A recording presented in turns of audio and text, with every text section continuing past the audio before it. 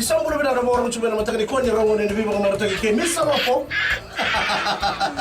Niya na isang bulan na sero ko ni sana. Chumena kino na mo rin chumay. Tu na sile. Isang bulan oyo Mr. Ben. Kela pa. Na magkikiraw ni bibo mataka mo ni tikira mo rin buka may no kina diwa na Bula FM. Ang bala.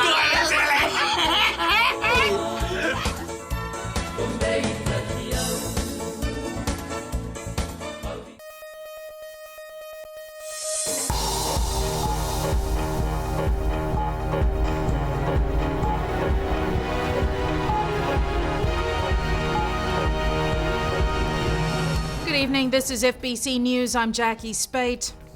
In this bulletin, fuel prices to increase while gas prices expected to drop come Saturday. Drug bust nets 50 kilograms of cocaine worth close to $15 million. And 5 families homeless after fire razes 2 Samambula homes.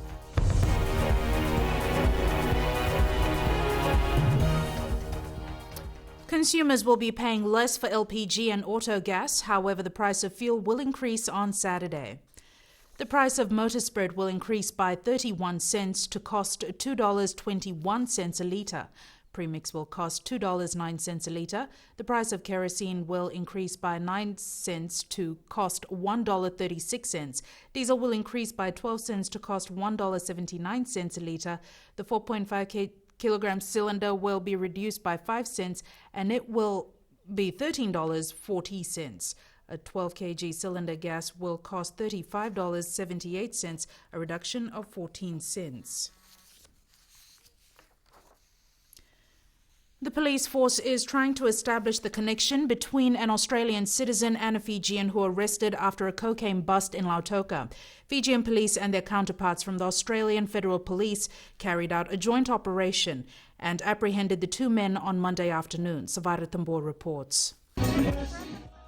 About 50 kilograms of cocaine worth about $15 million was confiscated by investigating officers. Police spokesperson Anna Naisoro says Australian authorities have been very helpful in the operation. The exchange of information, and if they have something from their end, they are more than willing to assist us by letting us know, so that we are aware. Maybe because of the involvement of the Australian national, and that's how they have gotten involved. 2 men were arrested and the drugs were recovered from the vehicle they were traveling in near Vunda. A large amount of Fijian and Australian currency was also found at one of the suspects' hotel room. It was a large quantity of Fijian and Australian currency, which we are trying to establish as to where the money originated from, whether there is any direct links to the drugs that were also found, that were seized on Monday afternoon. That will be known once investigations are ongoing. Police say no further details will be released at this point in time, with investigation still in its early stages. Sabira Tambua, FBC News. At least 5 families are homeless after a fire in Howell Road, Suva, destroyed 2 properties, one of which had 4 flats. Distraught residents last night couldn't hold back their frustration, while some were visibly shaken by the loss. Ritika Pratap reports.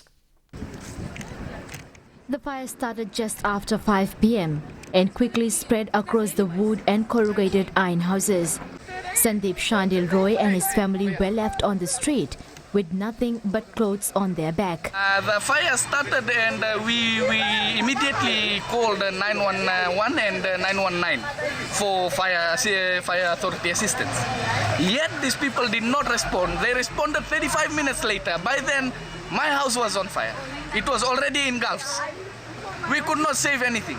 In order to get water, we had to get back to the street to fill. But traffic was really tight. Our trucks just couldn't move. And that impacted the initial firefighting when our trucks started running out of water. Sandeep Roy also claims he was manhandled by a policeman because he was complaining about the delays. When I raised my concern about the pathetic response by National Fire Authority, a police officer from Samambula assaulted me. He manhandled me. He hanged me by the collar. 69-year-old Shumati had no idea her home had burned down until she walked into Howell Road. She couldn't contain her shock and horror. और एक पोता और एक लड़की ना तीन जने एक बगल रहा लड़की तीन लड़के ने एक बगल रहा ना दादा घर भेज दिया कुछ नहीं बच्चा हम कहाँ जाए भूख के प्यासे में मरिया उधर. Chief Fire Officer John O'Connor says there was no chance of saving the two homes. They were hampered by the location, low water pressure and strong winds fanning the blaze. When they arrived, due to the magnitude of the fire, the priority was to prevent it from spreading to other nearby buildings. It's so close to one another and limited to within the area. So the chief fire officer who was on site decided that the strategy was to try and prevent the fire from spreading. This afternoon, the affected families were still trying to come to terms with the tragedy. Forensic officers were taking reports and speaking to possible witnesses. This usually quiet neighborhood in Howell Road was a chaotic scene last night. Fire trucks were driving to and from the nearest fire hydrant. People were crammed onto the footpath, spilling onto the streets, and others were driving in just to watch, making the emergency response that much harder. The NFA is yet to determine the cause of the fire. Ritika Pratap, FBC News. $150 million in unpresented checks was recorded for government at the end of last year. This was revealed at the Public Accounts Committee hearing today, which is scrutinizing the Auditor General's reports from 2010 to 2013. Maggie Boyle with this report. Over-expenditure, pending reconciliations and procurement issues were the theme of today's Public Accounts Committee hearing. As of 31st December 2014, $150 million worth of unpresented checks has been accounted for, and basically it's a cost to the taxpayers because it puts pressure on cash flow at the beginning of the year, and government has to issue short-term treasury bills and promissory notes to raise cash. Called in to answer was the Supervisor of Elections and Fiji Police, both conceding to various issues and highlighting their progress since. Supervisor of Elections Mohammed Saneem explained to the committee that the AG's reports in question were before his time and that while he would try to answer their queries, he will not be held responsible for his predecessor's mistakes. Committee Chair Dr. Biman Prasad questioned Saneem on the issue of a commissioned report that was undertaken in 2010 to the tune of $184,000, a report that the Public Service Commission questioned because there was no prior approval for the spend. In response, Saneem says given the independence of the Elections Office, prior approval by PSC was not required, adding, however, neither they nor the AG's office were able to locate the commissioned report in question. Next up was police, with the acting police commissioner Isekele Lingairi having to explain why in 2012 the unpresented checks totaled $2.8 million. Lingairi told the committee that considerable work has been done to address the issue, from adjustments and write-offs last year to the re-establishment of an internal audit and compliance unit this year. And many of them, I think, will lead to improvements in record keeping, in following procedures, and the FMIS system that they are now implementing would help resolve many of the reconciliation problems that we had in relation to VAT and FNPF. The committee is scheduled to hear from the Prime Minister's Office, PSC and the Ministry of Itoke Affairs tomorrow. Maggie Boyle, FBC News. Prime Minister Vorenge Bainimarama has met with the business community and Fijians working and studying in China. He is also expected to hold talks with senior government officials and senior officials from China's private sector. Bainimarama, who is on a state visit to Beijing and was briefed by Ambassador Yowane Naivalurua about work being carried out by the mission to enhance relations between Fiji and China. He also met with more than 200 business officials who have investment projects in Fiji. Bainimarama also met with business persons proposing to invest in Fiji and highlighted Fiji's position as an investor-friendly country. He will meet with President Xi Jinping this evening and hold separate bilateral talks with the Chinese Premier tomorrow. The Trade and Agriculture Ministers and Army Commander are accompanying Bainimarama on the trip. Still to come on FBC News, more schools want cadet training for its students.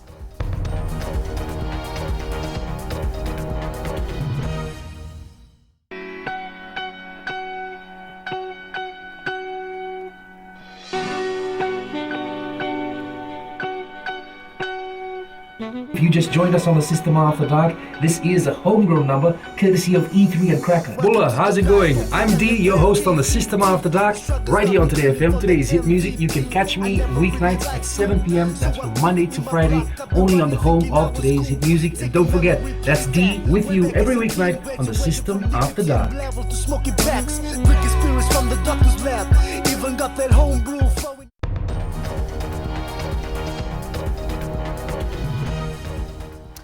The Cadet training program will continue in secondary schools around the country.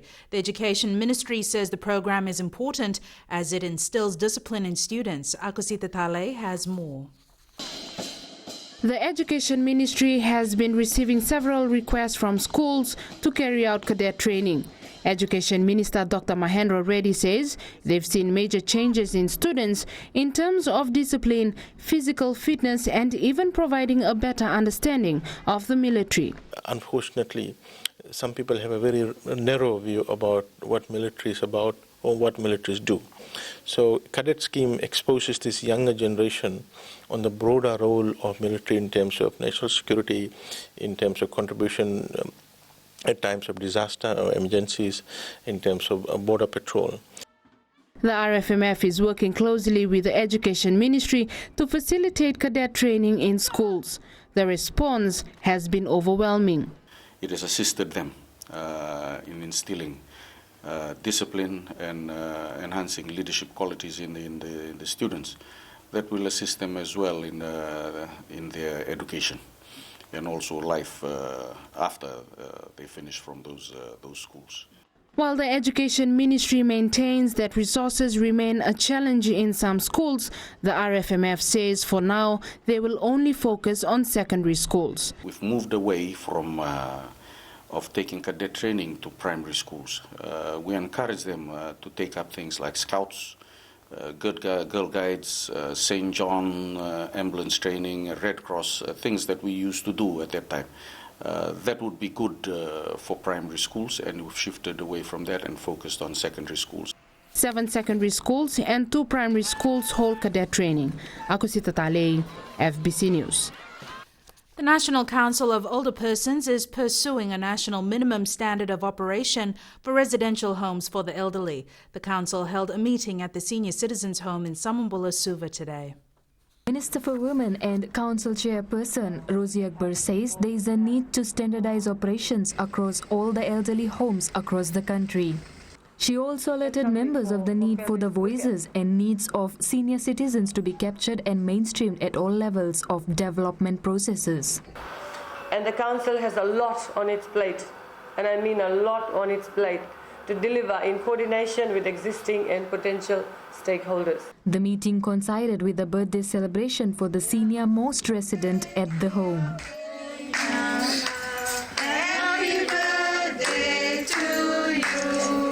Benina Diryavesi turned 99 last month and she celebrated her birthday today. Shriti Prasad, FBC News. A new website launched in Suva today aims to register diabetics in Fiji, something that has never been done before in the country. Diabetes Fiji set up the website, www.diabetesfiji.org, and hopes it will assist members of the public. Those who have registered will get a card printed, which can be used for discounts on various purchases relevant to the patients. The website was launched by Diabetes Fiji this morning. It's a place full of information on what is sugar, how to eat, how to live, so it's a generic also in terms of anybody else who wants to go in there. It gives you information on how to eat properly and how to live properly. I think that is also an added bonus for the website. Diabetes Fiji will be working closely with the media to disseminate information relating to the avoidable lifestyle disease. The Specialist Subcommittee on Regionalism met today to review the 68 submissions received by the Pacific Islands Forum Secretariat. The subcommittee plays a vital role in the implementation of the framework for Pacific regionalism. The expert panel will decide regional priorities that will be forwarded to forum leaders for consideration at their annual meeting in Papua New Guinea in September. Submissions were made by forum member governments, international and regional organizations, civil society groups and the public. Committee spokesperson William Koska says the response, particularly from civil society, has been tremendous. Civil society has been waiting for a way to get into this process, and the response from civil society has been very encouraging, and they feel that this is their chance to help to start to affect how things are done in this region. Some of the public submissions cover areas like security and human rights, oceans, economic-related issues, climate change and tourism. And on that note, Jamie joins us now with the latest in sports. Thank you, Jackie, and good evening. After the break, we take a look at the Flying Fijians and Ikalitahi camps preparing for the Pacific Nations Cup and the latest from the Pacific Games, with Fiji Lawn Bowls securing 2 more gold medals today. This and more coming up.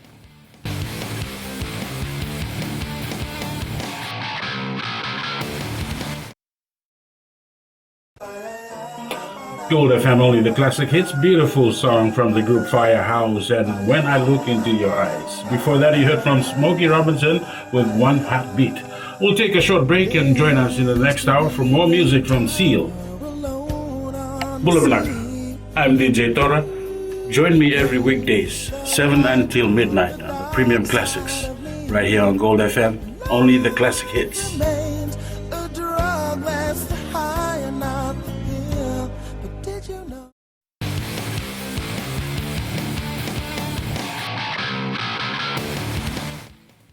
Tongan Rugby Centre Alipate Fatafehi is looking forward to his third game on Fijian soil when he takes on the Flying Fijians in the Pacific Nations Cup.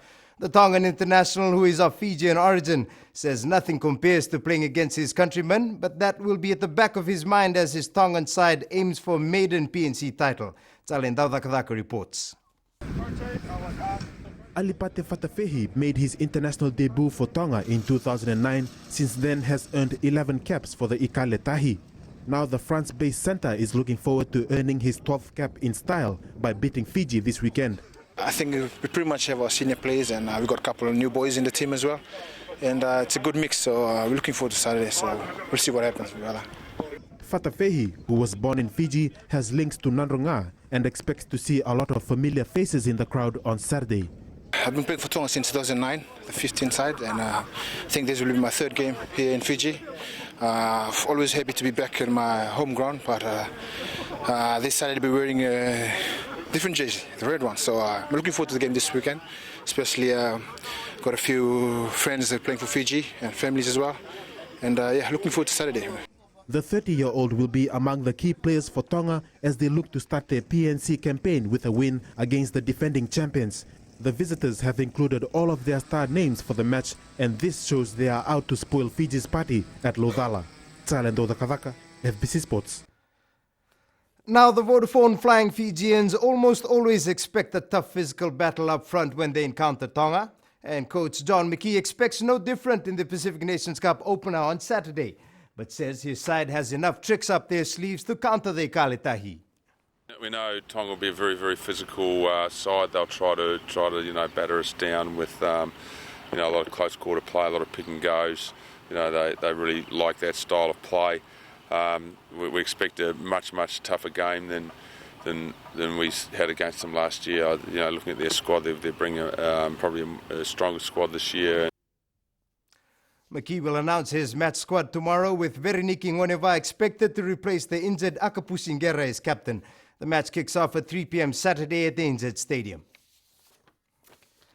Fiji's lawn bowlers raked in 2 gold medals today at the Pacific Games in the men's singles and women's triples competition. The women's pairs also added a silver after losing to PNG in the final, while the men's 4 took out bronze, beating the Norfolk Islands. This takes Team Fiji's medal tally to 27 gold, 33 silver and 26 bronze. PNG still leads with 50 gold, 39 silver and 37 bronze medals, while New Caledonia is second with 44 gold, 37 silver and 35 bronze. Tahiti is third on 29 gold and 24 silver with 24 bronze as well. While the first batch of Fiji athletes returned home last night after competing at the Games, some teams are already thinking about the next competition they have to prepare for. Josephine Navula has more. Fans showed up in numbers to welcome back their favorite athletes and get a closer glimpse of their medals from the Pacific Games. Scooping gold at the regional meet is a step up for the basketball women's team. It's a huge accomplishment for us. I think as a whole, Basketball Fiji has been trying to increase the quality of play, and also we had a whole restructure of the association, and just to give back to all those people who put in so much effort for so many years to see the rewards pay off. This was just not only for us players, but also those who work hard at all levels of basketball. Also arriving as winners after defeating Australia 12 points to 10 in the final to settle for gold, the Telecom Fijiana squad is geared up to the next Olympic qualifier tournament.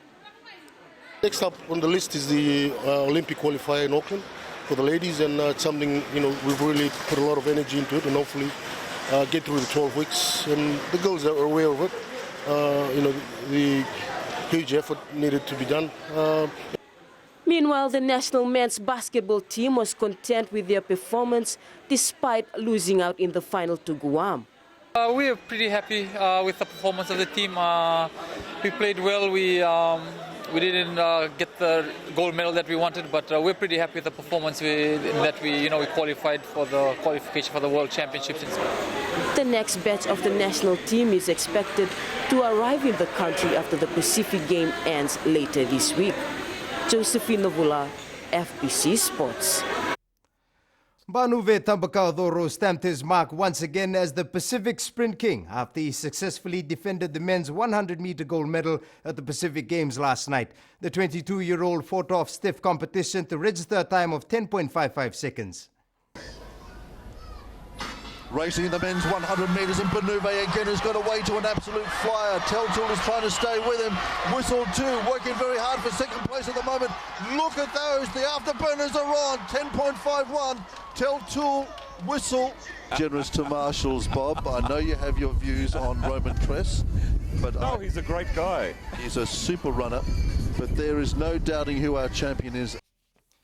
Meanwhile, the women's 100-meter final also took place last night with Fiji's Eunice Mbese and Cecilia Sevula finishing second and third respectively, behind PNG's Toya Whistle, who stopped the clock at 11.86 seconds. 3 PNG, Cook Islands, They're off and racing in the women's 100, and already Toya Whistle has begun to explode. Bessie is trying to go with her, but Toya Whistle accelerates away. Bessie will see a little behind her in third. Here it is. There's a gold medal for Papua New Guinea. Bessie second. Siavula. So Fiji finishing. In boxing, Fiji's Tina Roata caused a major upset in the light heavyweight 81 kilograms bout against PNG's Robert Gabriel in a technical knockout to progress to the next round. Right to this, get back to... Right hand from Rodder. Gabriel's in a bit of trouble. Gabriel's in trouble, he's in big trouble. It's the right hands that are hurting him. He's got to get out of the corner. To the red corner, from Fiji. Meanwhile, Winston Hill also won his first bout in the 69 kg category against Vanuatu's Fred Napakau. That's it from sports this evening. It's back to Jackie now with business.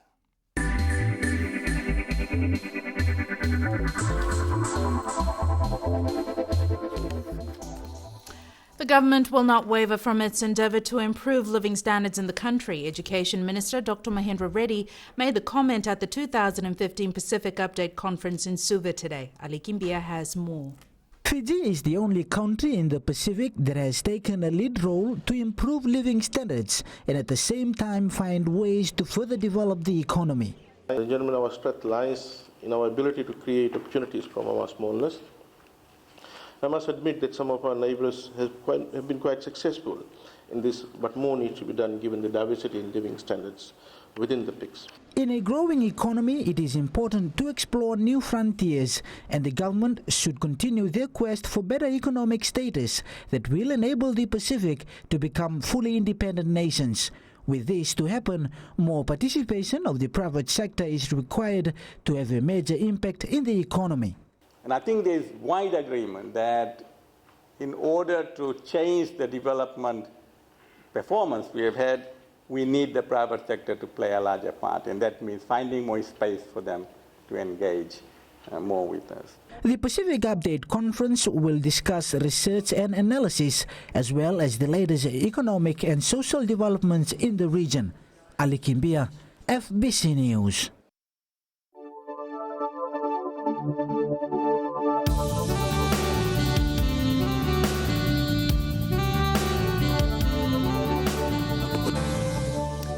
Cloudy periods with few showers were experienced over the eastern parts and interior of the larger islands today. Mainly fine weather prevailed elsewhere. A trough of low pressure lies to the north of Samoa and extends southeastwards over Cook Islands. Meanwhile, a southeast wind flow prevails over most southwest Pacific Island countries. Suva and Savu hit maximum temperatures today, recording 27 degrees on our chart. Lombasa the highest at 31 degrees. Cloudy periods with few showers over the interior and eastern parts of the larger islands. Elsewhere, mainly fine, cool nights. An outlook for Friday, fine apart from brief showers over the interior and eastern parts of the larger islands. It will also be cool at night. And the main points again. New fuel prices will come into effect on Saturday and motor spirits will cost 31 cents more. 2 men are in custody for a $15 million cocaine bust near Lautoka, and 5 families have been left homeless after a blaze ripped through their homes in Suva last night. Now to our poll segment for this week, we're asking, should operating hours of nightclubs and bars be reviewed? Visit the FBC website to take part. Remember, you can send us newsworthy pictures and videos and on email citizenseyes@fbc.com.fj or share it with us via Facebook page FBC News. And if you're on Twitter, follow and tweet us your news tips at FBC_news or simply hashtag FBC News. You've been watching FBC News. I'm Jackie Spade. Good night.